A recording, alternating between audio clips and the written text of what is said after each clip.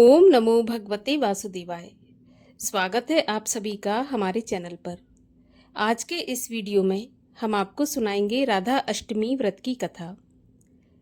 इसके अलावा हमारे चैनल पर आप सभी प्रकार की व्रत कथाएं, व्रत के महात्म और व्रत से जुड़ी जानकारियां प्राप्त कर सकते हैं। इसके लिए अगर अभी तक आपने चैनल को सब्सक्राइब नहीं किया है तो चैनल को सब्सक्राइब करके बेल आइकन पर क्लिक कर लीजिए।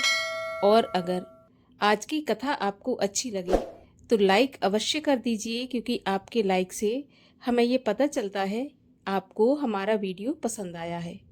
और अगर आपको अच्छी लगे तो औरों को भी शेयर कर दीजिए।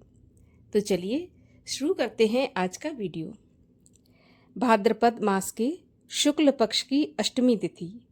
इस दिन श्री कृष्ण की बाल सहचरी तथा आह्लादनी शक्ति राधा जी का जन्म हुआ था। राधा जी विश्व की प्रेमिका, प्रेम के साम्राज्य की महारानी है। राधा के बिना श्री कृष्ण का व्यक्तित्व अपूर्ण है। यदि श्री कृष्ण के साथ से राधा जी को हटा दिया जाए तो श्री कृष्ण का व्यक्तित्व भी माधुर्यहीन हो जाता है। राधा जी के कारण ही वे रासेश्वर बने हैं। कृष्ण पक्ष की अष्टमी तिथि अर्थात भाद्रपद मास के कृष्ण पक्ष की अष्टमी तिथि पर भगवान श्री कृष्ण का जन्म हुआ था मध्य रात्रि में, यानी कि रात को 12 बजे। और श्रीमती राधा रानी का 15 दिन बाद अर्थात भाद्रपद मास के शुक्ल पक्ष की अष्टमी तिथि को दिन के 12 बजे अवतरण हुआ था। इस दिन श्रीमती राधा रानी की प्रतिमा बनाकर 12 बजे उनका अभिषेक करना चाहिए, व्रत रखना चाहिए, व्रत की कथा भी सुनना चाहिए। आज के इस वीडियो में हम आपको राधा अष्टमी की कथा सुनाने जा रहे हैं। तो आइए सुनते हैं श्रीमती राधा रानी के जन्म की कथा।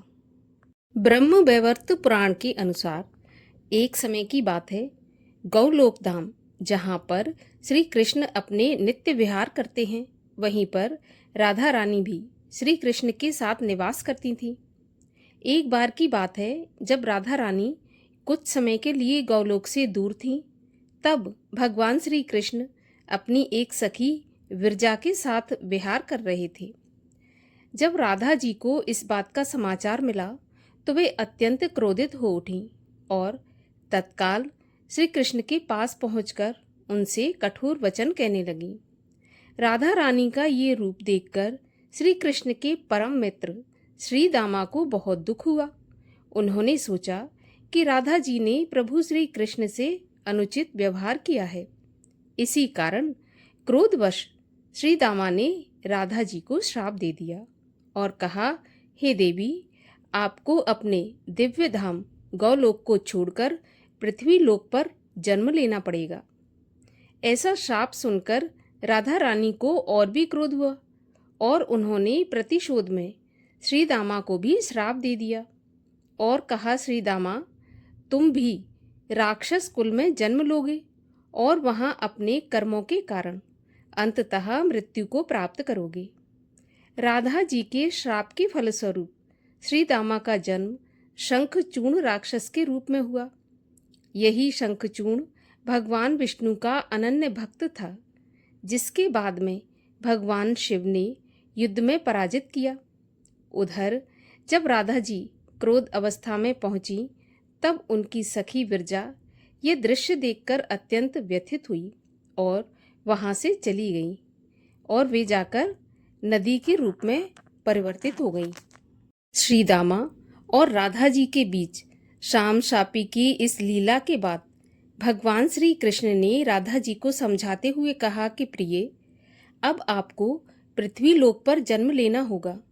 वहां आप वृषभानु जी की और उनकी पत्नी कीर्ति देवी की पुत्री के रूप में प्रकट होगी। सांसारिक दृष्टि से आपका विवाह रायाण नामक वैश्य से होगा, जो मेरा ही अंश अवतार होगा। इस प्रकार पृथ्वी पर भी आप मेरी प्रिया स्वरूप में अवतरित रहेंगी, परंतु हमें यहाँ वियोग और मिलन दोनों की लीला का अनुभव करना होगा। भगवान श्री कृष्ण के वचनों को सुनने के पश्चात योगमाया ने कीर्ति देवी के गर्भ में प्रवेश किया। जब कीर्ति देवी प्रसव पीड़ा से गुजर रही थीं, तब योग माया ने वायु के रूप में वहां प्रवेश किया और उसी क्षण राधा रानी कन्या के रूप में प्रकट हो गईं। इस प्रकार देवी राधा का दिव्य अवतरण पृथ्वी पर हुआ और वे वृषभानु जी की लाडली पुत्री के रूप में बरसाना धाम में पली बढ़ी। एक अन्य कथा के अनुसार एक बार नारद जी भगवान सदाशिव के पास पहुंचे और प्रणाम करके पूछा कि हे भगवान, मैं आपका दास हूँ, मेरी एक जिज्ञासा है, कृपा करके उसे शांत कर दीजिए। श्री राधा देवी लक्ष्मी है या देवपत्नी है, महालक्ष्मी है या सरस्वती हैं? क्या वे अंतरंग विद्या हैं या फिर वैष्णवी प्रकृति हैं? वे वेद कन्या हैं या देव कन्या हैं या फिर मुनि कन्या हैं? इस पर सदाशिव बोले, हे मुनिवर, अन्य किसी लक्ष्मी की मैं क्या बात कहूँ?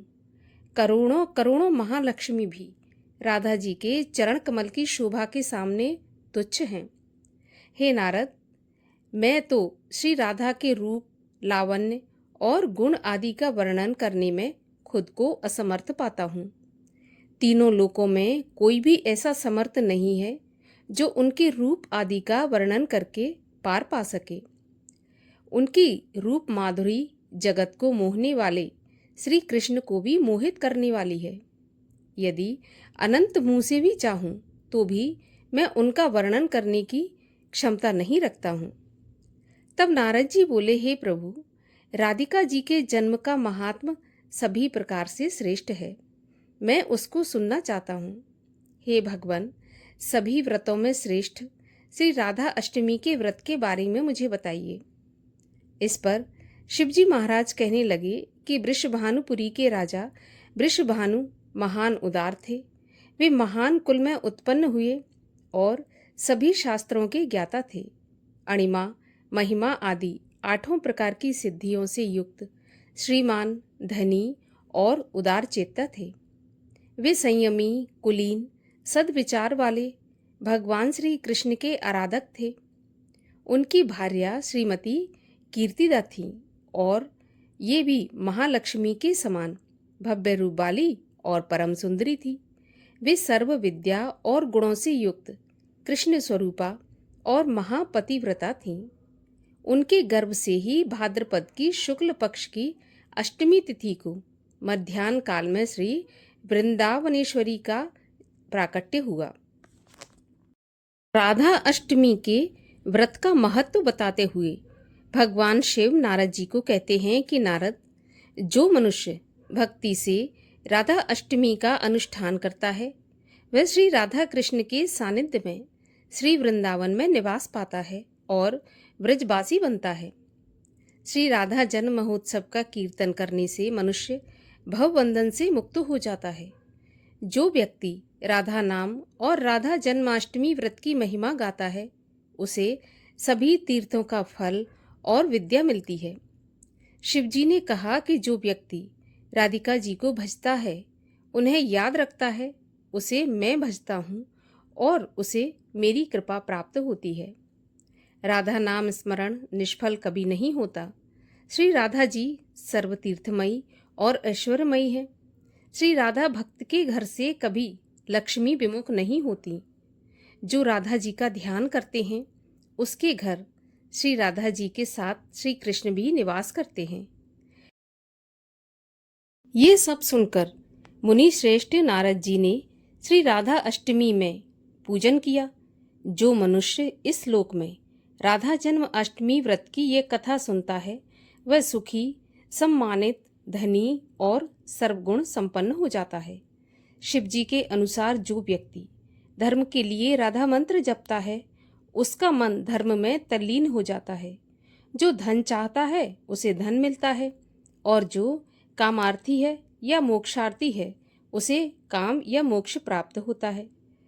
श्री राधा रानी की भक्ति करने वाला सुखी, विवेकी और निष्काम हो जाता है। इस प्रकार भगवान शिव ने नारद जी को राधा अष्टमी और राधा अष्टमी के व्रत का महत्व समझाया और अब सुनिए राधा चालीसा। श्री राधे वृषभानुजा भक्तन प्राणाधार, वृंदा विपिन बिहारिणी प्रणवो बारंबार।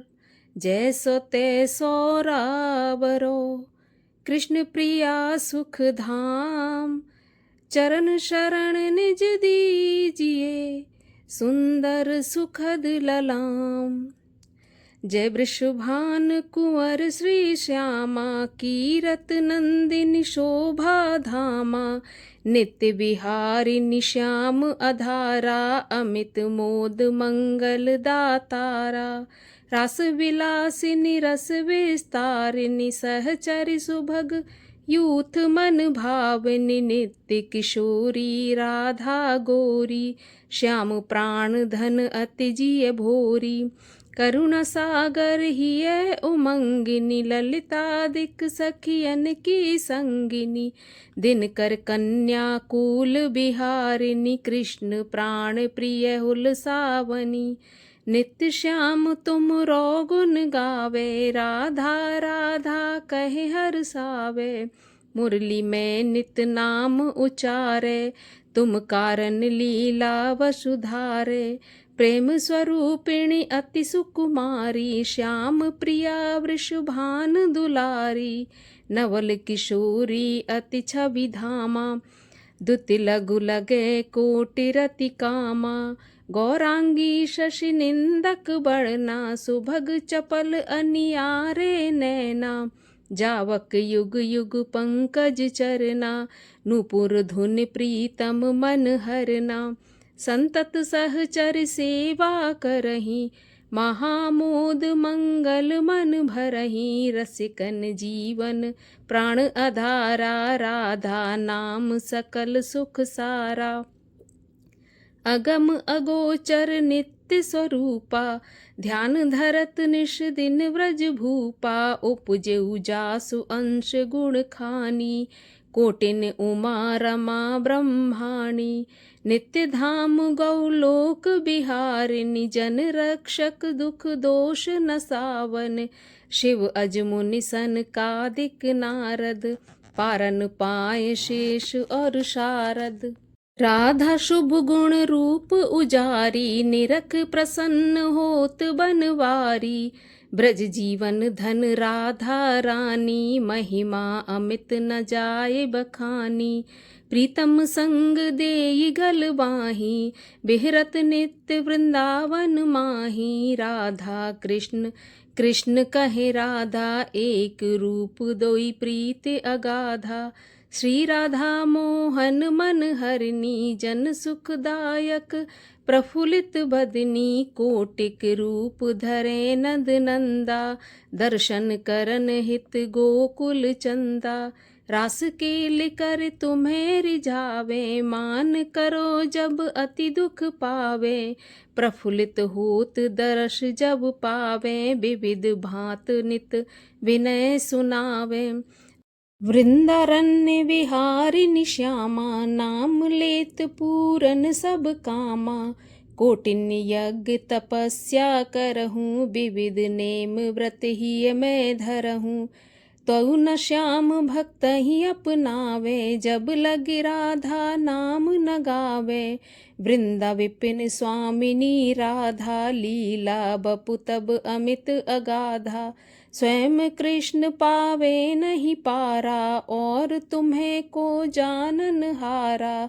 श्री राधा रस प्रीत अभेदा, सारद गान करत नित वेदा।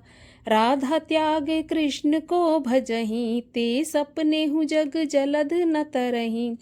कीरत कुंवारी लाडली राधा, सुमिरत सकल मिटहि भव बाधा।